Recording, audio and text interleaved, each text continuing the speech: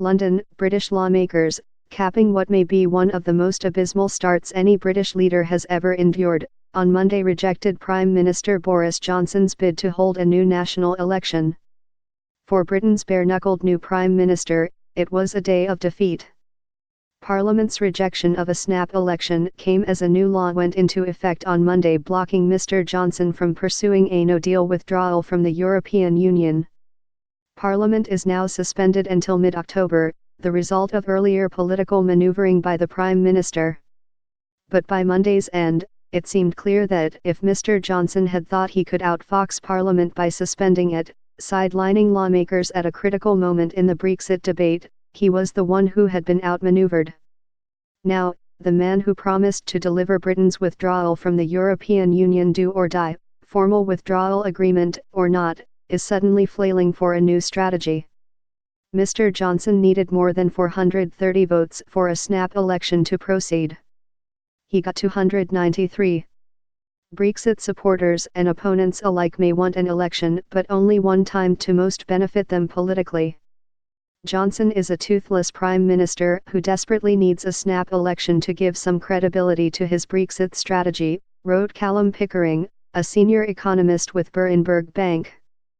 But, he added, for the opposition parties, it makes little sense to give Johnson the election on his terms.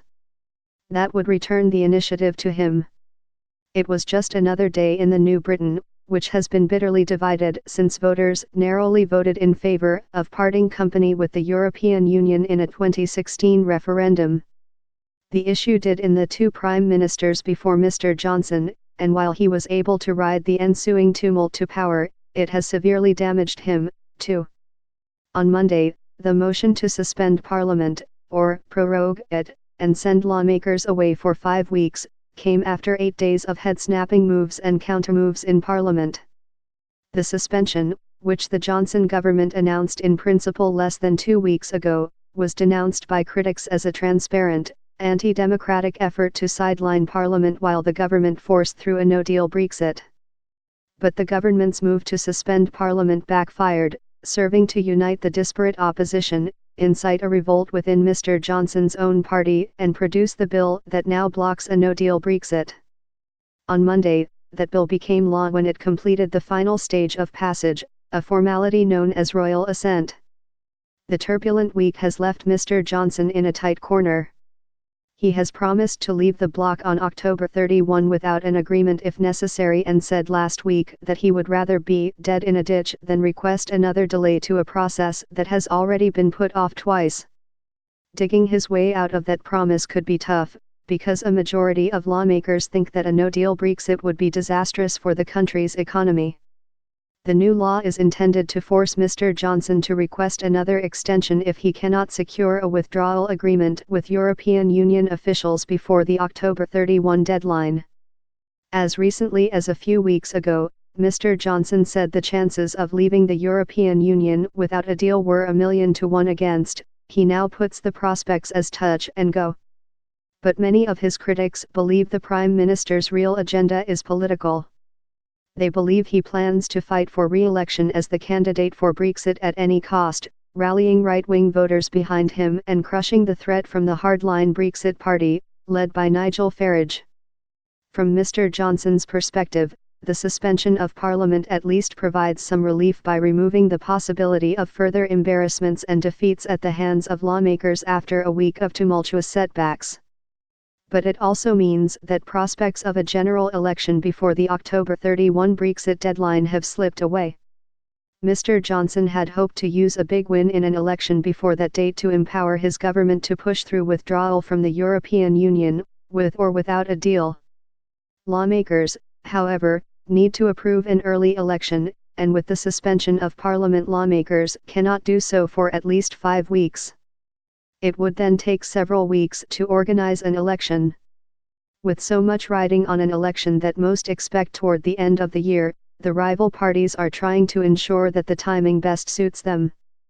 Mr. Johnson's opponents rejected his call for a vote in October because they believe that their interests would be better served by a vote that comes after the deadline for withdrawal, at least if Mr. Johnson fails in his categorical pledge to deliver Brexit by October 31. They also know that there is a mood of discontent inside the ruling Conservative Party because Mr. Johnson last week expelled 21 lawmakers from his party, including some of its best-known figures, when they rebelled and supported legislation to prevent a no-deal Brexit. Since then, Mr. Johnson has suffered the resignation from the government both of his brother, Joe Johnson, and of Amber Rudd, the high-profile former Work and Pensions Secretary who quit over the weekend partly in protest of the party call, and of Mr. Johnson's broader Brexit strategy. As the last hours of the parliamentary session ticked down on Monday night, Mr. Johnson had still yet to win a vote as Prime Minister. Lawmakers voted against the government to demand the release of private messages sent by close advisers to Mr. Johnson about the decision to suspend Parliament, and of documents about the possible impact of leaving the European Union without a deal. Then Mr. Johnson was defeated on a motion brought by the Labour leader, Jeremy Corbyn, reaffirming the obligation of government ministers to uphold the rule of law. Mr. Johnson allowed the motion to pass without opposition. Mr. Corbyn introduced the motion in light of reports in recent days that Mr. Johnson was planning to flout the law blocking a no-deal Brexit by refusing to ask Brussels to delay the current deadline of October 31. Mr. Corbyn called that an assault on the rule of law. Ministers insist the Prime Minister will not break the law, but still suggest the government is looking for loopholes to avoid Mr. Johnson having to ask Brussels for an extension. They did not explain how that circle can be squared. One possibility is that Mr. Johnson may strike a new deal with the European Union, but the odds against that are long.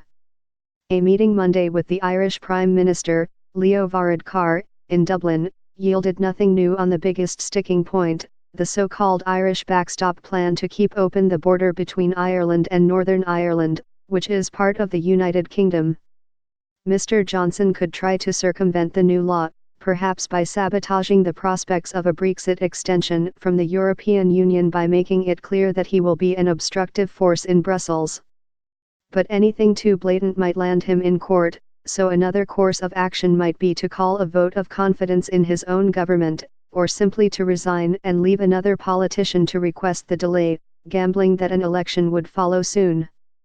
Relinquishing power might, however, be a tough call for a politician who has spent so much time and energy, and provoked such much turmoil, in his successful bid to reach the top job in British politics.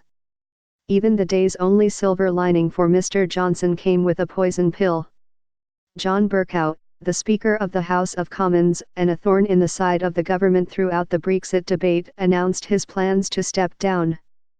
But he timed it so that the current Parliament, which is packed with opponents of the Prime Minister, would choose his successor.